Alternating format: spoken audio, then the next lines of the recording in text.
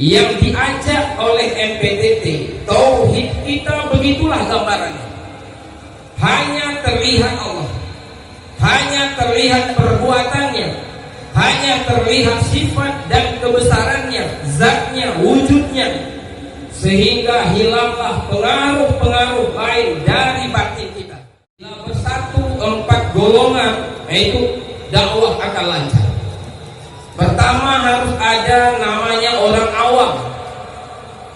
Orang awam yang tidak punya pangkat.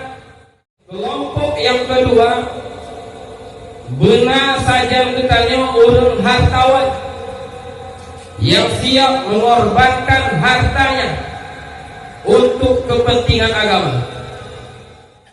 Boleh tanya Kapolresta yang hadir di depan seperti malam ini.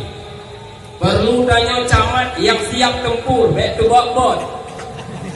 Boleh tanya Pak Kecil yang siap pelaku laju, loan yang tanggung jauh, ulagian. Lakukan, saya yang bertanggung jawab. Kita perlu pemimpin-pemimpin seperti itu.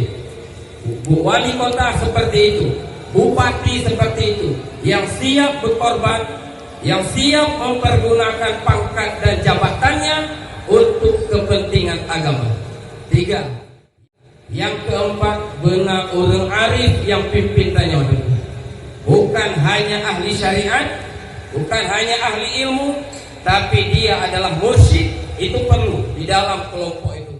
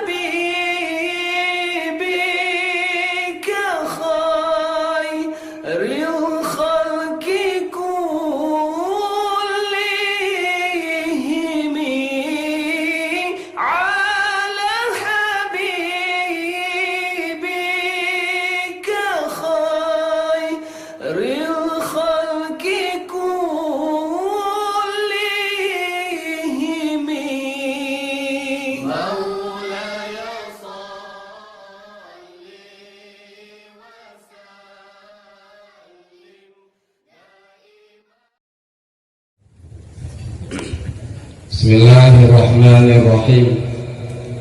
Assalamualaikum warahmatullahi wabarakatuh. Alhamdulillah, Allahumma salli wa sallim ala sayyidina wa maulana Muhammad wa ala alihi wa sahbihi ajma'in, amma ba'du. Ati'u Allah wa Rasul la'alakum tuflihun. Yang mulia, yang kita banggakan, kita cintai Abuya yang telah hadir dari jauh, dari Labuhan Haji Aceh Selatan, dan mengajar sepanjang perjalanan dari sana singgah di Melabuh, singgah di Aceh Jaya dalam acara yang sama hingga sampai malam ini dalam keadaan tidak mengeluh, tidak mengatakan capek dan lelah, terus mengajar dan mengajar untuk menghilangkan syirik jali dan syirik khafi pada kita umat Islam ini. Yang saya muliakan semua rombongan bersama Abuya, para wali Nanggro dalam rombongan dari Aceh Selatan, Aceh Jaya dan sebagainya, Melabuh, yang dan lain-lain rombongan bersama Abuya menemani, membantu, yang mengawal perjalanan hingga sampai ke Banda Aceh ini. Umi-umi yang saya muliakan, juga penghormatan saya berikan kepada Bapak Kapolresta Banda Aceh yang kadang-kadang juga saya sebut Wali Nanggro, ya, Wali Nanggro Polresta, ya. Nah, sama artinya itu. Alhamdulillah beliau selalu hadir, mengikuti, bahkan memberi komentar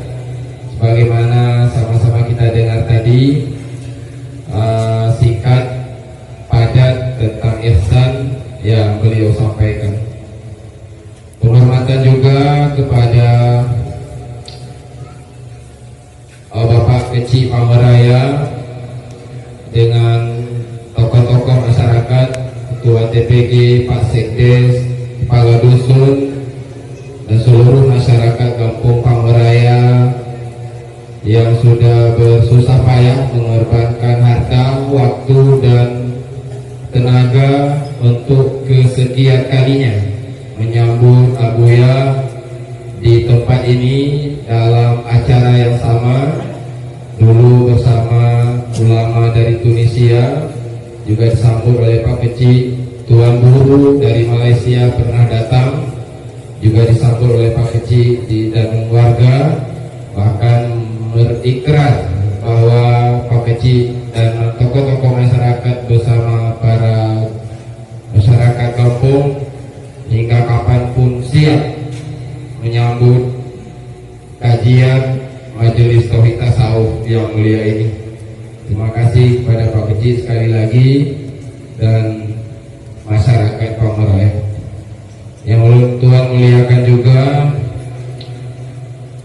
Wali Nangro dari Jakarta, Wali Nangro Tauhid Tasawuf dari Jakarta, Teguh Haji Khairunas, yang selalu setia, baru datang dari Jakarta dan baru pulang dari Sulawesi, melihat perkembangan dan persiapan untuk muzakarah pengkaderan yang ketiga nantinya. Mudah-mudahan berjalan dengan baik.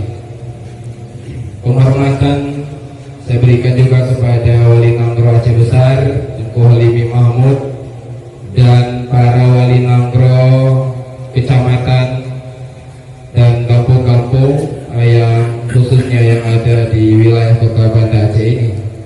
Ketua Ratib Seribe Indonesia Bapak Jupri Hasanuddin, Ketua Ratib Seribe Kecamatan dan kampung-kampung yang telah hadir, para ulama yang mulia, Abu Haji Kamaruzzaman, Abu Fauzan, Abu Yusri, dan lain-lain yang selalu menampingi Abuya di dalam perjuangan ini. Juga kepada Kapolsek Padan Ramil, Pak Camat mungkin ada yang mewakili, dan Pak Mukim dan seluruh kepala desa mungkin yang ikut serta dalam acara ini, dan kepada seluruh para jamaah, Bapak Ibu, dan juga tidak lupa kepada adik-adik pasukan Hadap Umat yang sangat lelah ya mengawal, memasang umbul-umbul dan segala macam yang melindungi, membantu jamaah di setiap acara pengajian Tauhid Tasawuf. Mudah-mudahan Anda diberi kekuatan oleh Allah dan tenaga yang Anda berikan juga diberi balasan oleh Allah Subhanahu wa taala. Penghormatan juga pada guru kita Abu Hasan yang baru datang, silakan. Bapak Ibu yang saya muliakan, bahwa target ya daripada Majelis Tauhid Tasawuf ini, apa sebetulnya yang sedang diajari oleh Abuya. Saya memberi contoh barangkali untuk mudah kita pahami. Sama seperti seorang polisi, ini ada Pak Kapolres ini, langsung contoh pada beliau. Seorang polisi yang diperintah oleh Bapak Kapolres untuk melaksanakan tugasnya.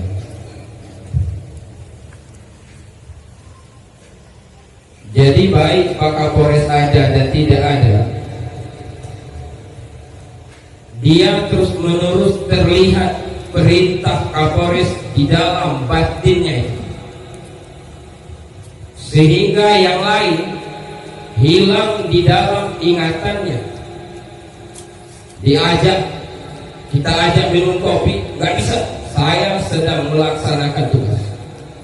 Kita ajak pancing ikan, tidak bisa, saya sedang melaksanakan perintah Kapolres. Hadir pimpinannya, hadir atasannya di dalam batinnya, sehingga pengaruh-pengaruh yang lain hilang dari batin si polisi. Nah, beda kita yang bukan polisi, yang tidak berada di bawah pimpinan Kapolres, hanya percaya saja Kapolres itu ada, dia punya senjata, dia punya kekuatan, dan dia punya perintah. Kita yang bukan polisi hanya sebatas mempercayai saja itu ada. Tapi si polisi itu beda. Nah, yang diajak oleh MPTT, tauhid kita begitulah gambarannya. Hanya terlihat Allah, hanya terlihat perbuatannya, hanya terlihat sifat dan kebesarannya, zatnya, wujudnya, sehingga hilanglah pengaruh-pengaruh lain dari batin kita. Bahwa ke Bapak Ibu, setan dan hawa nafsu tidak mampu mengendalikan kita, tidak mampu menguasai batin kita, karena kebesaran dan keagungan Allah terpantul di dalam batin.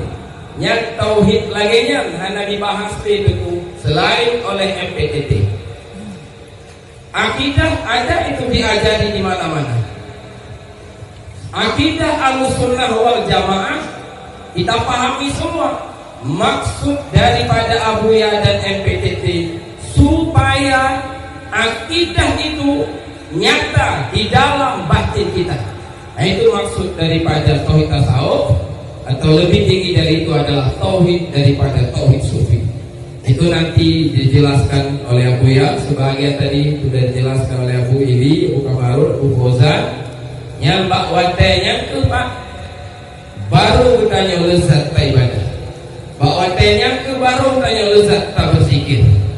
Karena terlihat kebesaran, keagungan Allah, hadir Rahman dan Rahimnya di dalam batin si hamba.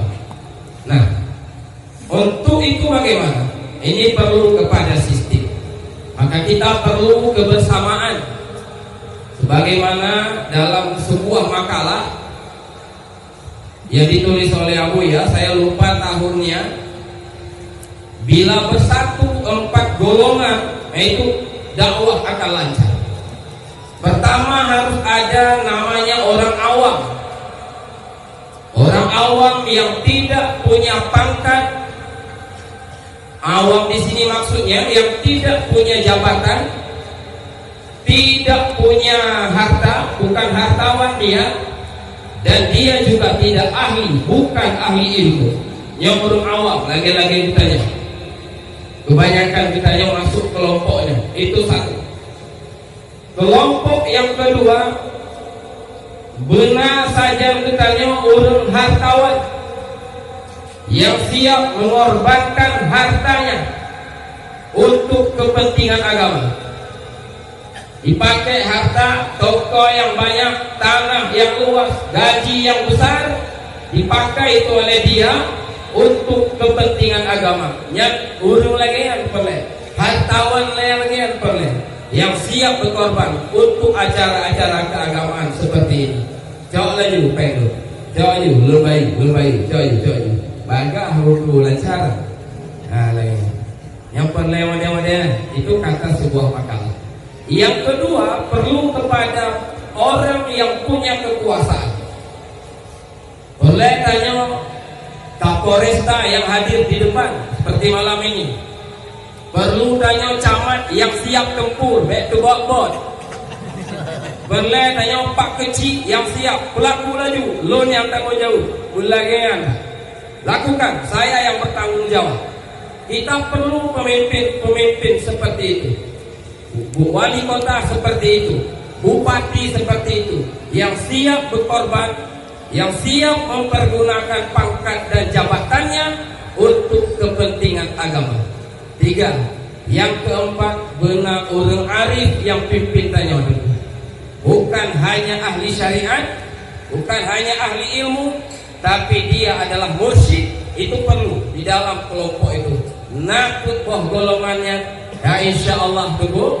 Nyawa kita nyawa berjaya baca-baca. Mantap baca-baca nah. Ya kan? Andai 3 golongan tadi yang di bawah pimpinan mursyid kompak dan mengikuti seperti aturan yang diberikan, insya Allah perjuangan yang ke depan melebihi daripada yang sudah ada ini. Nah, itu perlu. Lalu ke golongan-golongan itu maka perlu yang dibimbing di dalam makalah ini. Pertama, baik pemimpin, baik masyarakat, baik itu penguasa, baik itu orang hartawan, ini harus ada nomor pertama, belajar akidah Ahlussunnah, belajar fikih, belajar ilmu akhlak yang seperti yang diajari selama ini. Ikutinya. Karena itu fardu ain, wajib belajar supaya kita alal basirah, supaya kita berada dalam kepahaman, paham di dalam beribadah. Kemudian nomor 2 harus pengurak, bagaimana kita katakan tadi, baik itu ilmu, makanya tungku-tungku harus mengajar, tidak boleh diam, tidak harus boleh menunggu jamaah, tapi mencari juga. Lagi Abu yang lakukan, cari terus, melakukan, memberikan kemudahan ilmu, harta dan waktu. Yang ketiga, sabar, ini penting sekali, tahan disakiti, tahan tidak menyakiti. Ditanya asal bergerak, nekan si kana ulun kena, si kana ulun ejek, hanya yang tahan disakiti. Diejek, dilihat kekurangan, tetap disorot. Makanya kita dalam perjuangan itu yang disampaikan oleh Abuya, kita sering tulis, kita sering dengar, itu tidak omong kosong, lalu kita amalkan, lalu kita belajar ya untuk mengamalkannya. Tahan disakiti, tahan tidak menyakiti. Itu yang keempat, penting sekali, yakin ajal, rezeki, bahagia, celaka, semuanya itu sudah diatur oleh Allah, nggak perlu ditakuti.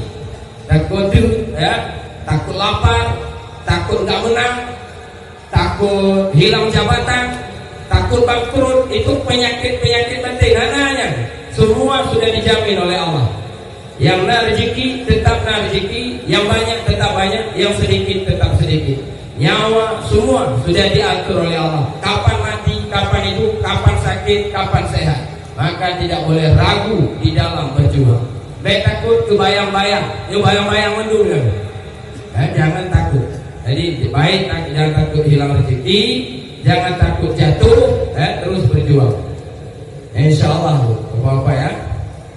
Lalu kita harus memandang cahaya Allah tidak sebatas dengan dalil, ya, tapi langsung cahayanya dengan tanpa dalil, sebagaimana kita lihat tadi.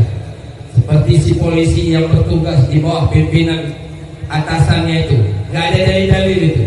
Jika lumah jaju kemudian lompat, lumah laju terlihat terus pimpinannya yang memerintahkan, maka kemudian lompat.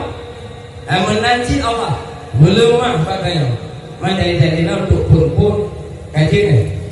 Kemudian itulah Bapak Ibu sekalian 5 catatan ini yang ditulis oleh Abuya sebagai modal bagi kita berjuang ya. Mudah-mudahan kita bisa memakluminya. Ini makalah yang belum dapat diambil, jadi kopi kembali nanti yang belum kebagian disimpan, dibaca, diulang-ulang, diamalkan supaya perjuangan yang sedang diperjuangkan akan berhasil dengan baik. Demikian saja, sangat banyak kekurangan dalam penyampaian ini, saya minta maaf dan terima kasih kepada pembawa acara yang telah memberi waktu 7 menit, tapi ini sudah lewat katanya. Assalamualaikum warahmatullahi wabarakatuh.